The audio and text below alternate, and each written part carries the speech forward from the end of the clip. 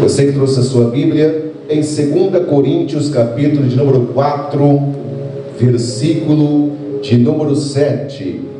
Apenas este versículo será lido nesta noite, amém? O subtítulo fala: o poder do servo vem de Deus. Repita comigo: o poder do servo vem de Deus.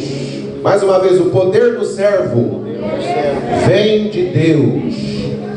2 Coríntios capítulo 4, versículo 7.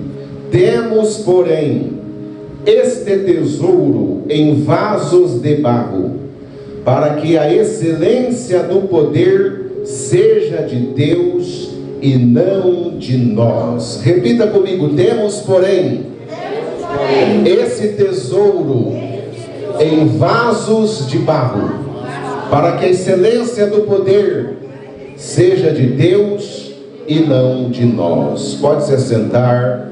E se você puder dar uma linda salva de palmas, mas para Jesus, porque Ele está no nosso meio. Ainda que você não consiga ver, ainda que você não consiga tocá-lo, eu posso sentir a presença do Espírito de Deus aqui nesta noite. Confesso aos irmãos que eu estou muito alegre, porque sentado nesta cadeira, ao ouvir os cânticos dos amados irmãos que estavam louvando em suas oportunidades, eu senti por mais de uma vez a presença do meu Deus aqui neste lugar. Oh, glória a Deus! Isso me alegra muito. Já poderia voltar para o meu lar, porque não tem nada mais importante do que um crente sentir a presença de Deus. Oh, aleluia! Meus amados irmãos, nós estamos diante de uma palavra liberada por um dos maiores missionários, falando de missões, em Marcos capítulo 16, versículo 15: ide por todo mundo e pregai este evangelho a toda a criatura.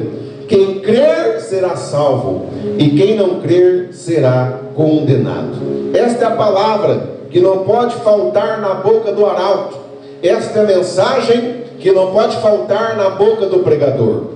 Mais do que pregarmos palavras dos dias de hoje, palavras familiares, palavras de libertações, devemos pregar a palavra de arrependimento, devemos pregar a palavra da vinda, devemos pregar a palavra da cruz, mas também devemos pregar a palavra missionária, a palavra de missões, que nós devemos se levantar como boca de Deus, como profeta de Deus, como profetisa de Deus, como homem, como mulheres de Deus, e levar esta palavra em todos os lugares que o Senhor assim permitir nós chegar. Pastor, até hoje eu não saí malemar da cidade de Bebedouro, eu não fui nem em Pitiúva levar a palavra de Deus. Não se preocupe, você também pode ser um missionário aqui dentro da cidade de Bebedouro. Pastor, eu não conheço todos os bairros da cidade de Bebedouro. A cidade, ela cresceu, ela não é tão grande, mas mesmo assim eu tenho dificuldade de falar todos os bairros da cidade.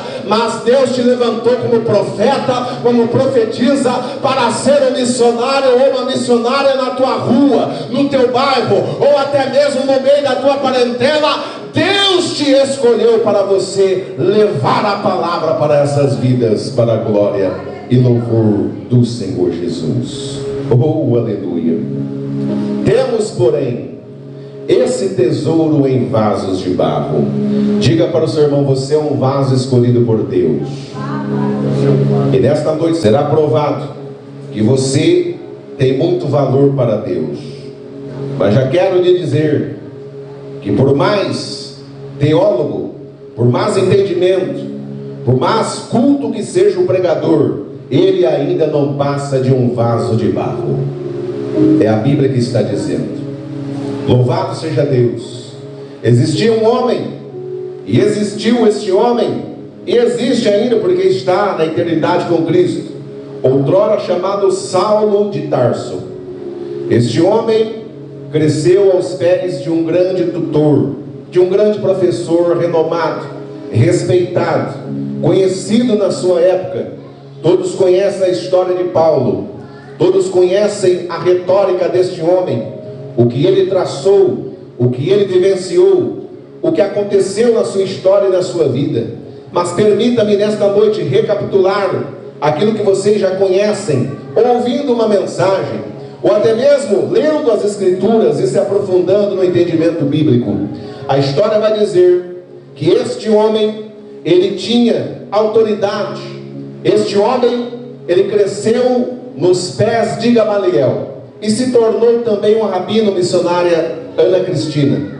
Mas a Bíblia diz, louvado seja Deus, que este homem, mal sabia ele, que antes dele conhecer o evangelho genuíno do Senhor Jesus, ele já estava marcado por uma promessa.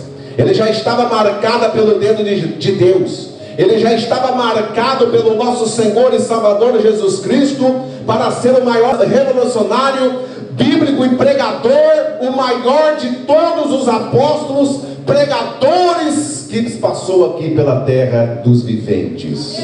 Meus amados irmãos, me permitem entrar um pouco no contexto desta passagem de Coríntios capítulo 4, versículo 7.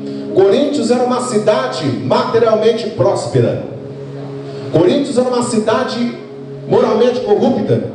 Coríntios era uma cidade populosamente muito grande. Coríntios era conhecida como uma cidade turística, por ela ser uma cidade de proporção muito grande em sentido de pessoas. É bem verdade esta, que esta cidade era uma cidade muito bela, era uma grande metrópole para aquela época. Coríntios crescia assustadoramente, pastor Carlos. Coríntios estava chamando a atenção de grandes investidores, de muitas pessoas poderosas. E a bem verdade, por ela também ser uma cidade grande e turística, vinham de muitas localidades, grandes e pequenos, homens e mulheres, de todos os tipos de etnia, de todos os tipos de segmento, de todos os tipos de cor, brancos, negros, pardos.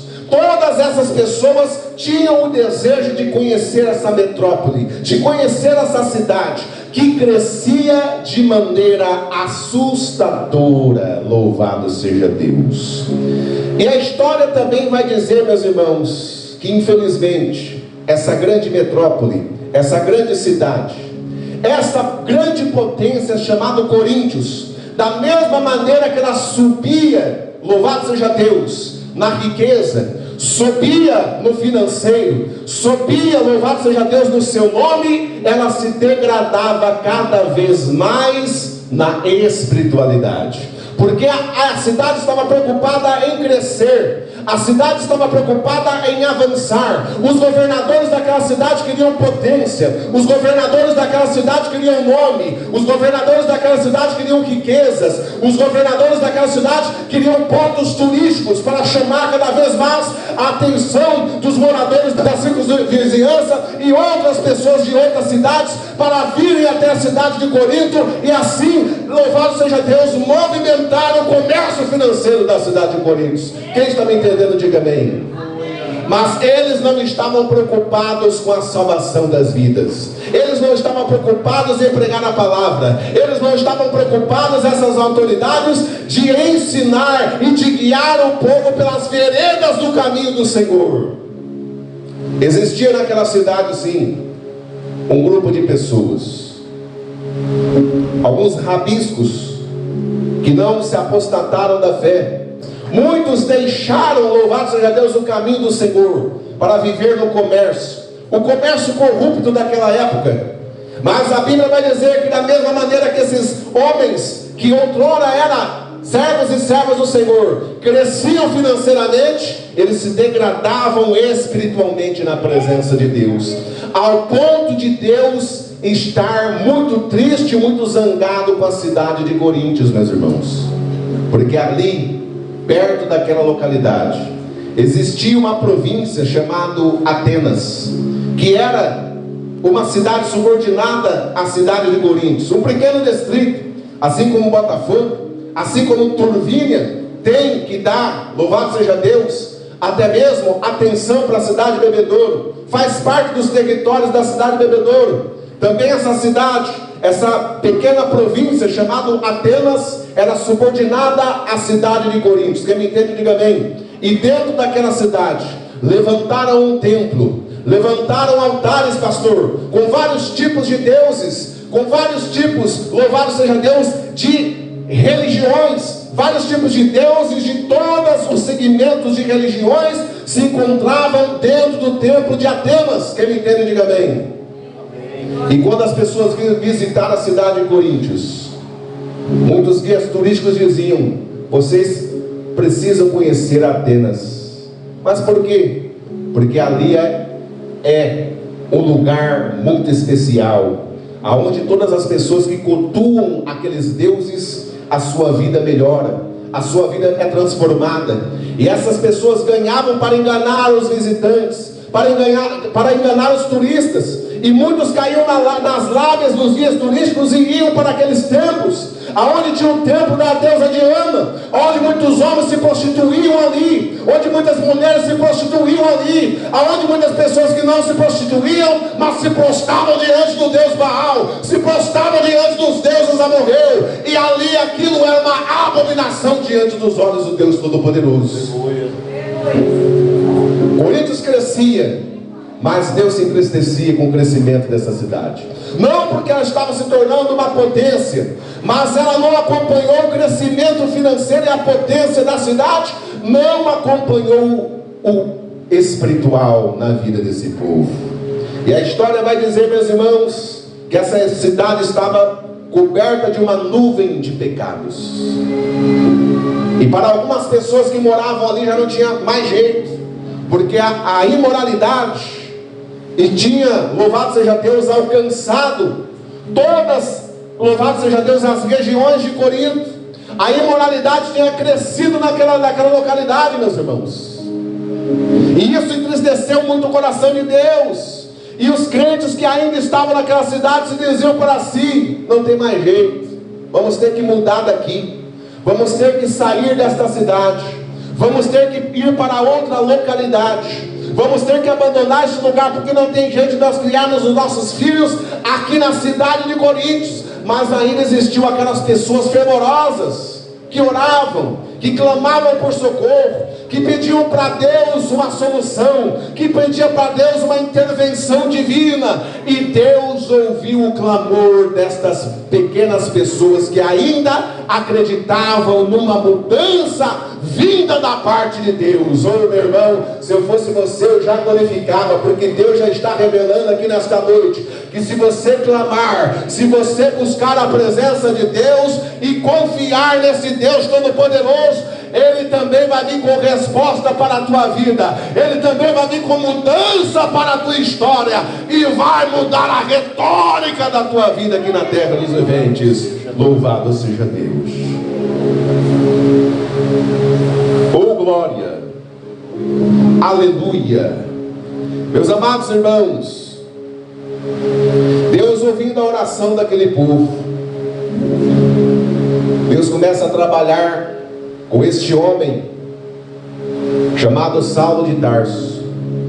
Deus enxerga neste homem a oportunidade de levar a palavra aos gentios, de levar a palavra aos judeus, de levar a palavra aos empresários, de levar a palavra aos reis. Deus chamou o apóstolo Paulo para pregar para os gentios, para os judeus e para os reis. Pode ver, né? Louvado seja Deus, na Bíblia Sagrada, lá em Atos dos Apóstolos, acerca da chamada deste homem. Este homem, ele pregou tanto para judeus, mas também pregou para, louvado seja Deus, para leigos, pregou para reis, pregou para gentios. Este homem foi extraordinariamente usado nas mãos de Deus, quando ele teve um verdadeiro encontro com a presença do Senhor Jesus. A Bíblia diz que agora este homem, já formado, um rabino, ele tem a ideia de pedir autorização para os principais da sinagoga, e eles liberam autorização, cartas, para ele entrar nos templos, nas sinagogas, e se ele encontrasse alguém servindo a Deus, como eles chamavam, né, os judeus, né, de seita, os servos de Jesus, aqueles que aceitaram a Jesus, aqueles que pregavam acerca de Jesus, aqueles que ensinavam o ensinamento de Jesus, a doutrina de Jesus, ele chamava de seita. E ali Paulo foi com essas cartas, com essas autorizações, para buscar todos aqueles que estavam pregando acerca do nome do Senhor Jesus. E ele consegue prender algumas pessoas, meus irmãos. Ele consegue conscientizar na morte de algumas pessoas, como Estevão, o primeiro mártir. Paulo tinha o dedo dele lá provando para que esse jovem fosse apedrejado e sentenciado à morte por estar pregando o evangelho do Senhor Jesus. Quem me ouve, diga amém. Amém, aleluia. Mas a Bíblia diz que esse homem tem a ideia de ir para Damasco, sabendo que ali existia a oportunidade de prender alguns irmãos que estavam pregando o evangelho do Senhor. Mas a Bíblia diz, meus irmãos, que quando Saulo, ele estava no meio do caminho de Damasco, repentinamente, ou de repente, em outras traduções, a Bíblia diz que ele foi pausado, que ele foi impactado, que ele foi visitado com uma luz extraordinária. Essa luz se chama Jesus. Essa luz se chama Rei dos Reis e Senhor dos Senhores. Quando Paulo e seus cavaleiros se depararam com essa extraordinária luz, que repentinamente veio sobre eles no caminho de Damasco, a Bíblia diz que Paulo cai com seu rosto por terra. Aleluia. E caindo este homem, caindo esse rabino, caindo esse teólogo com seu rosto em terra, meus irmãos, aleluia, ele ouve uma voz dos céus. E aqueles que estavam com ele ouviam também, mas não viram nada. Só ouviram a voz dizendo: Paulo, Paulo, Saulo, Saulo, por que tu me persegues? Oh, aleluia. E ali Paulo, ele volta aos seus sentidos, ainda prostrado. Quem és tu, Senhor, que fala comigo? E o Senhor responde dizendo: eu sou Jesus Cristo, a quem tu persegues. Como é duro para ti recalcitrar contra os aguilhões. Oh, aleluia. E ali, meus irmãos, começa uma nova jornada, começa uma nova vida na vida deste homem, outrora perseguidor, agora pregador, e será perseguido por amor do Evangelho de Cristo. Ele vai saber o quão duro é ser um pregador, o quão duro é ser um pastor, o quão duro é ser um evangelista, o quão duro é ser uma missionária, o quão duro é ser um arauto, o quão duro é ser um porta-voz, o quão duro é ser o preleitor da noite, o quão duro é ser um orador, o quão duro é ser um evangelista, o quão duro é ser o responsável por uma igreja, porque assim como ele perseguiu, agora ele seria perseguido por esse evangelho que ele perseguia. Somente esse Deus pode fazer, meu irmão, esta mudança extraordinária na vida de um ser humano aqui na terra dos viventes. Glória a Deus. Ser humano pode estar jogado na lama, pode estar, louvado seja Deus, envolvido na droga, na cachaça, na orgia, mas quando Deus decide tirar esse homem, esta mulher do monturo, ele tira com o seu braço de ferro e coloca ele entre os príncipes aqui da terra, para o nome dele ser glorificado. Louvado seja Deus. Quem pode adorar a Deus por esta palavra nesta noite? Aleluia. Tesouro em vaso de barro. Oh, aleluias. E agora, oh, aleluia, ele recebe ordens de Jesus, do próprio Senhor Jesus. Entra até a cidade que está à sua frente, e ali lhe será dito algumas instruções. Ele vai lá, ele não come e nem bebe por 3 dias, fica em jejum, porque quando ele se levanta, ele percebe que não tinha mais visão. A visão dele foi arrebatada, foi tomado ao seu sentido mais importante do corpo humano, que é a visão.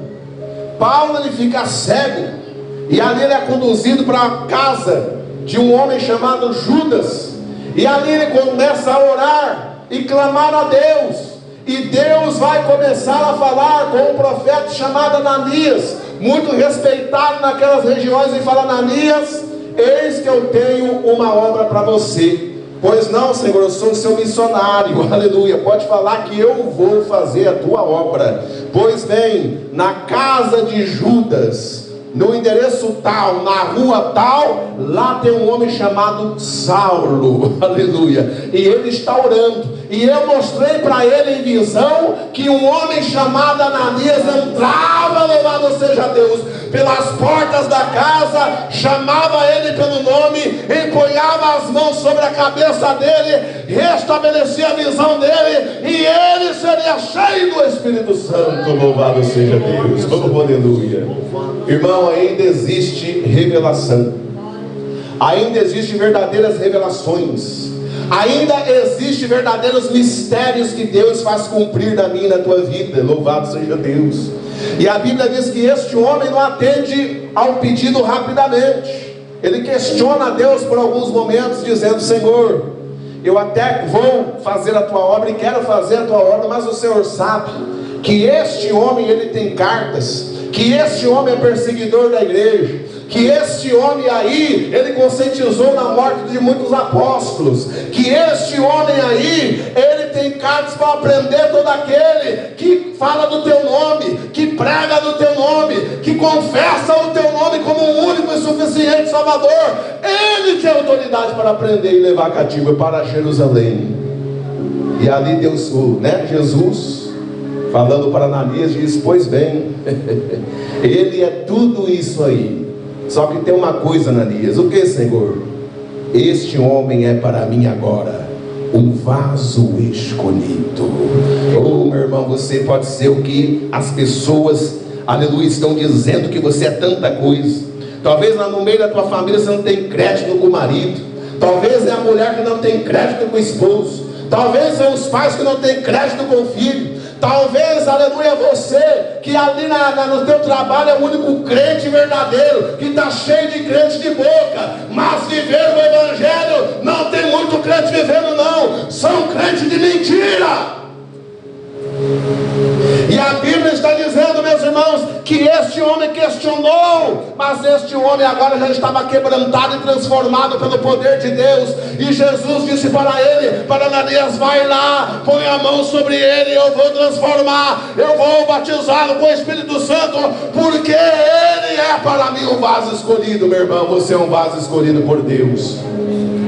Ainda que a tua família não reconheça que você é uma autoridade lá dentro, você é um vaso escolhido por Deus. Ainda que o teu esposo não reconheça a tua chamada, você é uma varoa, um vaso de Deus. Ainda que no seu trabalho, aleluia, na sua vizinhança, não te reconheçam e não te respeitem como mulher de Deus, pela Bíblia Sagrada, Deus está dizendo: tu és vaso escolhido de Deus. Aleluia. Para pregar o Evangelho do Senhor, para levar as boas novas de Jesus.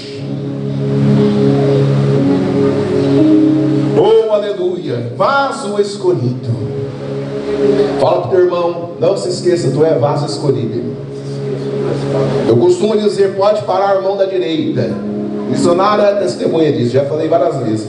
Pode parar o obreiro da direita, pode parar o pastor da esquerda. Vou me desligar, vou para outro lugar, vou abrir igreja, vou cultuar em casa. O importante é você não parar, porque você é um vaso escolhido. Aleluia, oh glória. Nesta caminhada, meus irmãos, o meu compromisso é com a palavra, viu? Meu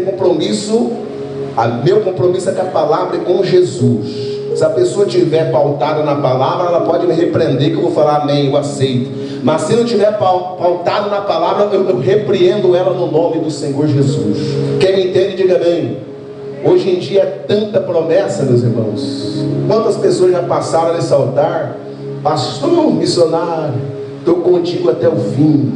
Aleluia. Estou contigo até na chuva de granizo. Mas é um pequeno ventinho, é uma pequena discórdia, coisa de crente menino, de crente que está começando ainda, crente de mais de 20, 30, 40 anos, 15 anos de igreja. Uma coisinha só, a pessoa já acha motivo para desligar, para parar, para ficar de cara fechada, para ficar de cara emburrada. Tem que crescer na presença de Deus, meus irmãos. Tem que amadurecer na presença de Deus. Tem que entender que ela é apenas um vaso de barro. E o vaso de barro, Deus faz o que quer com ela. O vaso de barro, quando ele está rebelde, ele tem que ser levado à casa do oleiro, assim como Jeremias desceu à casa do oleiro, e ali ele viu como se trabalhava o barro. O barro, meus irmãos, ele não é pegado com delicadeza não, ele é quebrado, novamente moldado, transformado, segundo o querer e a vontade de Deus. Não é a nossa vontade, é a vontade de Deus. Não é o nosso querer, é o querer de Deus. Ananias não queria, mas como ele era um servo obediente, mesmo com medo, ele foi fazer o que Deus mandou. Aleluia. Então, meus irmãos, pare quem parar, não pare você. A tua chamada é mais importante que família. A tua chamada, a tua salvação é mais importante que o seu casamento. A tua chamada, a tua salvação, ela é mais importante que os seus filhos. A tua salvação e a tua chamada é mais importante do que todas as coisas na terra dos viventes. Oh, aleluia. Não pare por ninguém. Escapa-te pela tua vida, porque tu és vaso escolhido de Deus. Dá uma salva de palmas para Jesus.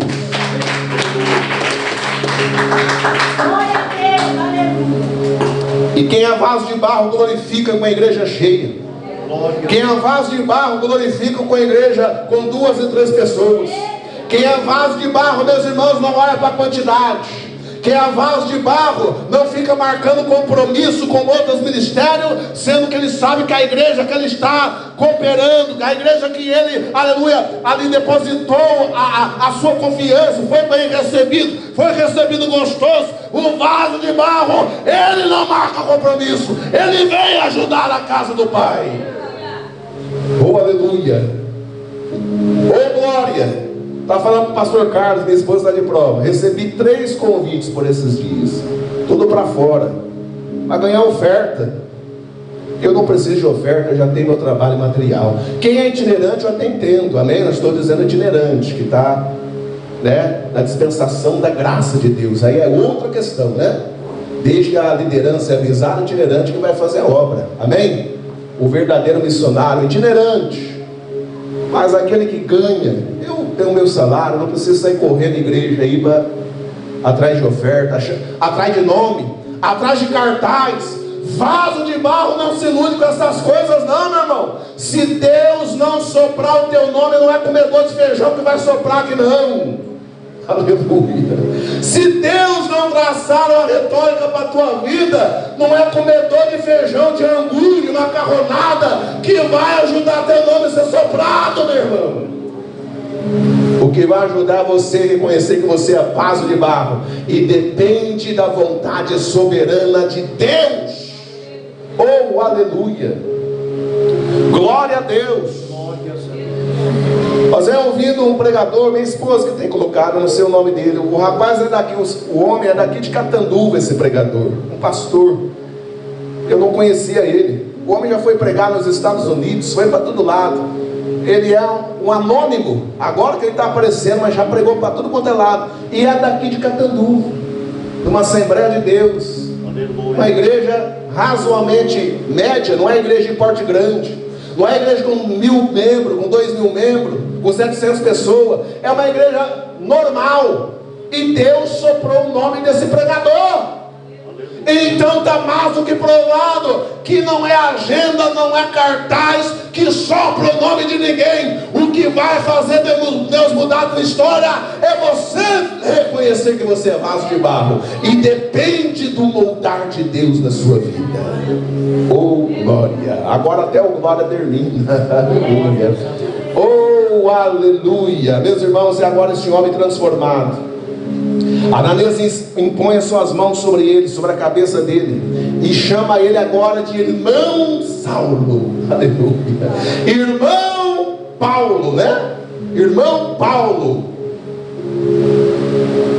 restabeleça agora a sua visão pelo Senhor e seja cheio do Espírito Santo.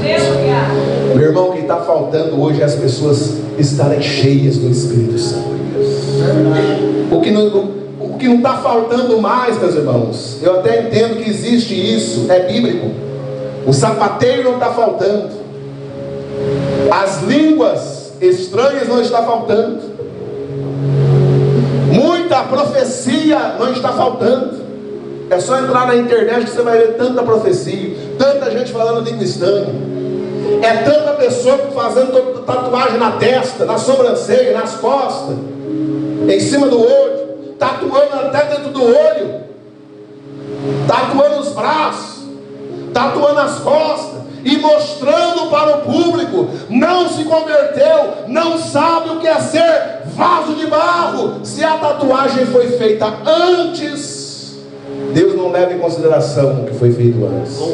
Mas se a pessoa veio para Jesus, aceitou Jesus, fez um compromisso, fez os votos bíblicos, e aí daqui a pouco a pessoa volta a se tatuar de novo, está de brincadeira com a palavra, irmão. Está de brincadeira com o Evangelho de Cristo. Precisa nascer de novo, precisa ler a palavra de novo, precisa ser doutrinado de novo.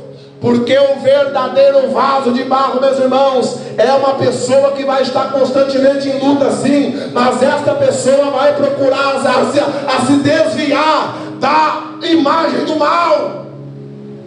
Ela vai procurar ser uma pessoa santificada na presença de Deus. E agora este homem, meus irmãos, ele começa a aprender. Como aprender, pastor? Ele é um doutor, ele é um rabino.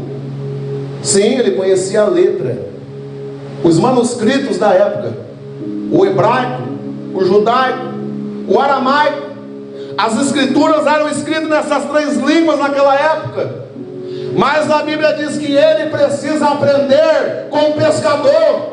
Ele precisa aprender, louvado seja Deus, com o cobrador de imposto. Ele vai passar pela escola dos apóstolos. Ele não vai sair pregando de qualquer maneira, não, meus irmãos.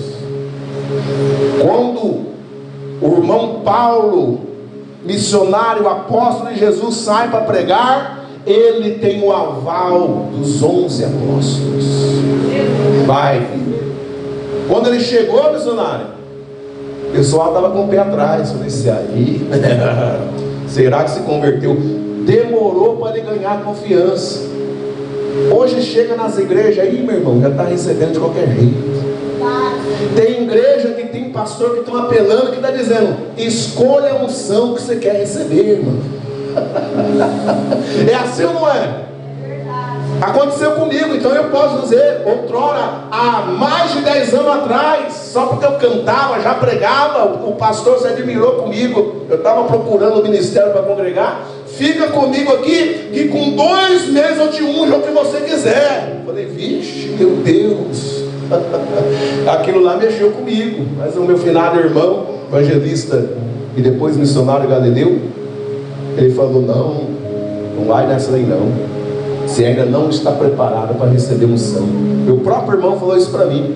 Continua pregando, continua evangelizando, que na hora certa Deus vai confirmar no seu coração que você está preparado.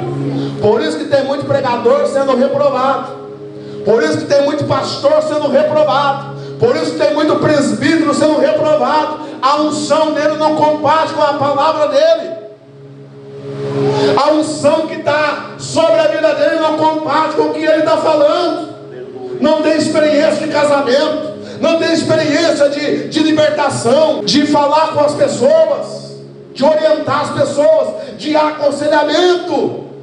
Por isso que tem muito pregador matando muitas almas aí, que ao invés de pregar a palavra, estão pregando a vida das pessoas. E as pessoas, ao invés de saírem libertas, transformadas, limpas pela palavra, saem revoltadas com o ministério do pregador. Porque a unção do pregador não compete com o seu conhecimento. Quem me entende, diga amém. Está cheio. Tem muitos aí que combatem, graças a Deus. Mas tem muito que não está batendo a unção.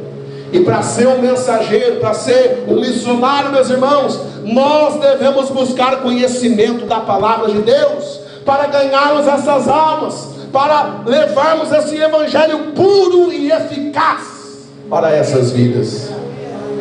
Paulo agora é aprovado pela escola dos apóstolos, meus irmãos. E Coríntios lá, não saiu a mensagem não, viu? Deus aqui está preparando o terreno. Porque você não está entendendo, já era para você estar glorificando, irmão. Enquanto você está passando uma luta terrível lá no teu lar, lá no teu trabalho, você não está vendo, mas Deus já está preparando o terreno, Deus já está preparando lá, Deus já está movendo os céus e terra, Deus já está trabalhando no mundo espiritual e no mundo físico natural. Para quê? Para dar a vitória que tanto compete a você, para te dar o grande livramento que você precisa. Coríntios estava numa situação caótica, e os irmãos lá, meu Deus, vou sair dessa cidade aqui. Mas mal sabia eles que mesmo com a pequena fé deles, o clamor é tremendo, né? Que mesmo a pessoa clamando sem muita fé, Deus ainda responde. Os irmãos vão provar na Bíblia. Os irmãos estavam no cenáculo orando pela libertação de Pedro. E quando Deus envia o anjo, liberta Pedro, Pedro está na porta batendo para entrar, missionário.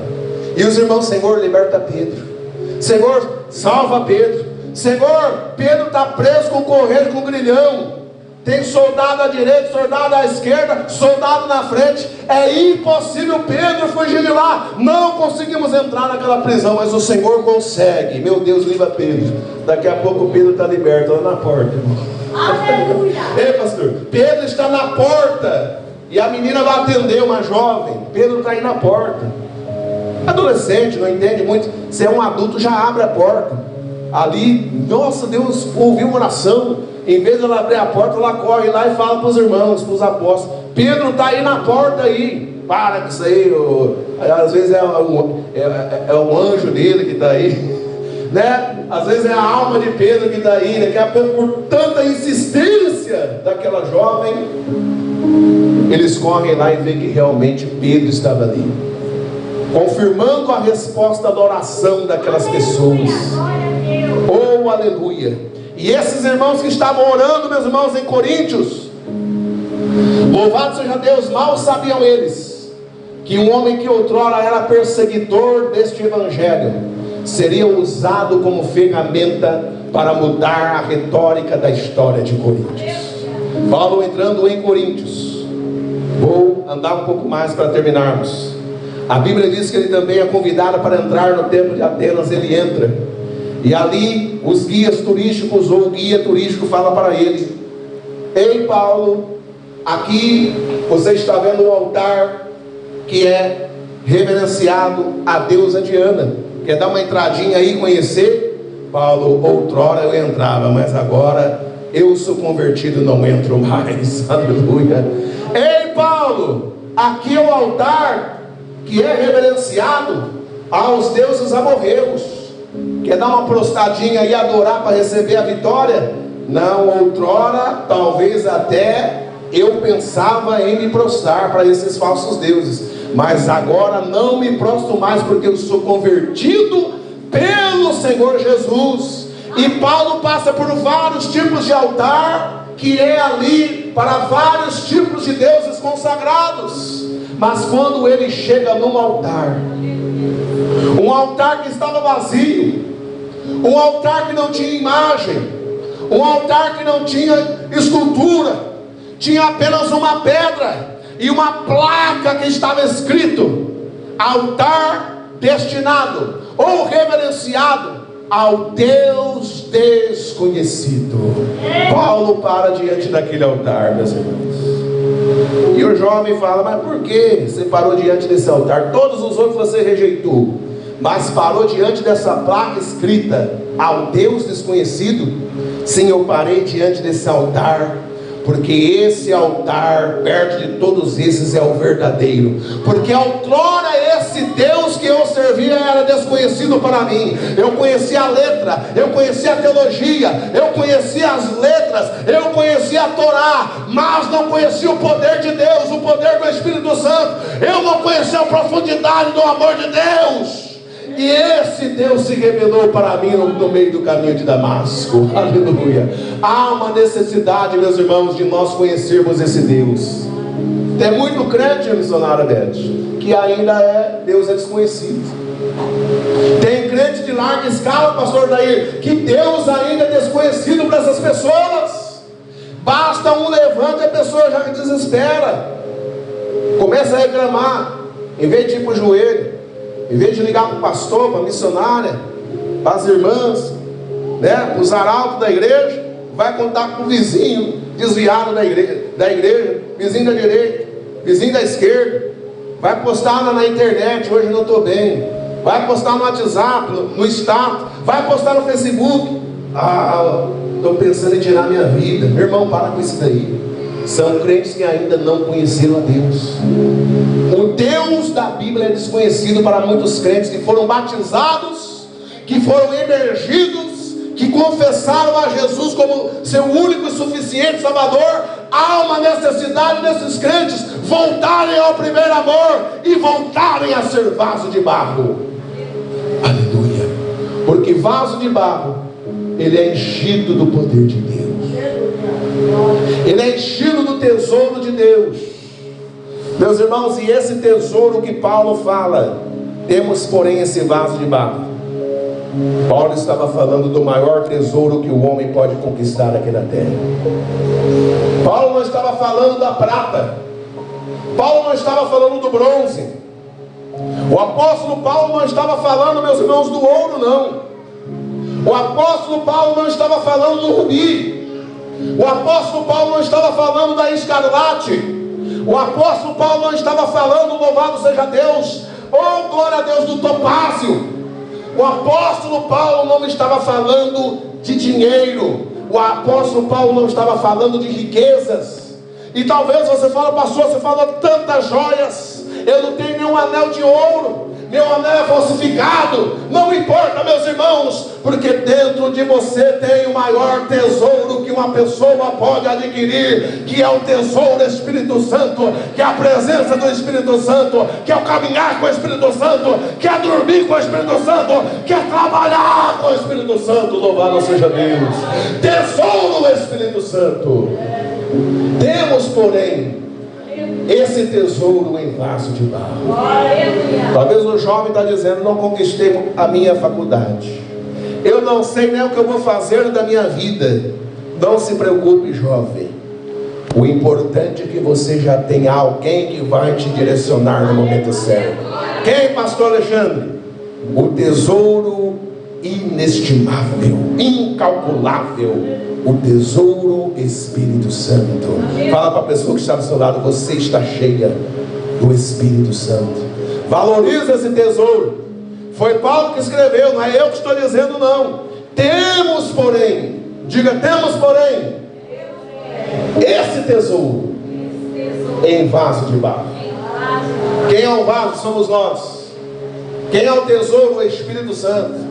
É a presença de Deus, é a comunhão com Deus, é o estar com Deus, é a presença de Deus. Esse é o maior tesouro que um homem, um missionário, um pregador, um membro de igreja pode ter. A presença do Espírito Santo. Se coloque de pé, igreja, em nome de Jesus. Que você fique com essa palavra, e aquilo que eu não pude expressar com o Espírito Santo continue falando a cada coração. Amém? Feche os seus olhos, Pai. Te agradecemos pelo tesouro Espírito Santo.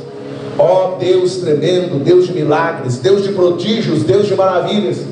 Que o Senhor, meu Pai, possa fortalecer a fé deste meu irmão, a fé desta minha irmã, meu Pai, nesta palavra, meu Pai, que foi pregada nesta noite, os louvores, os testemunhos, meu Deus, todo envolvimento deste culto tem falado conosco. Ainda com um grupo pequeno de pessoas, mas a tua presença, ela é verídica, a tua presença, ela é real, a tua presença, ela é incontestável, a tua presença é neste lugar, e eu tenho certeza que todos nós aqui estamos cheios do tesouro Espírito Santo. Eu te agradeço pelo tesouro, aleluia, que o Senhor depositou na minha vida. Eu te agradeço pela presença do Espírito Santo. Agradeço a presença do Espírito Santo na tua vida, meus irmãos, porque mal você sabe por onde você anda, o Espírito Santo tem te guardado. Por onde você anda, esse tesouro inestimável, que é o Espírito Santo, tem te guiado, te instruído, abrindo portas extraordinárias na tua vida. Te agradecemos, meu Deus, por esta palavra. Te agradecemos pelo tesouro Espírito Santo, porque nós temos esse tesouro em nós, vasos de barro. para que a excelência do poder seja de Deus e não de nós. Que o seu nome seja glorificado, que o Senhor use sim, meu Deus, os pregadores, os pastores, as missionárias, os itinerantes, que o Senhor sopre sim o nome dos teus servos aqui na terra, nos viventes, na cidade de Bebedouro, na região, faça-os reconhecidos, mas que o tesouro do Espírito Santo nunca possa faltar neste vaso de barro, nesta varoa de barro, neste arauto de barro, nesta profetisa de barro. Nós te pedimos e já te agradecemos, em o nome do Senhor Jesus. Amém?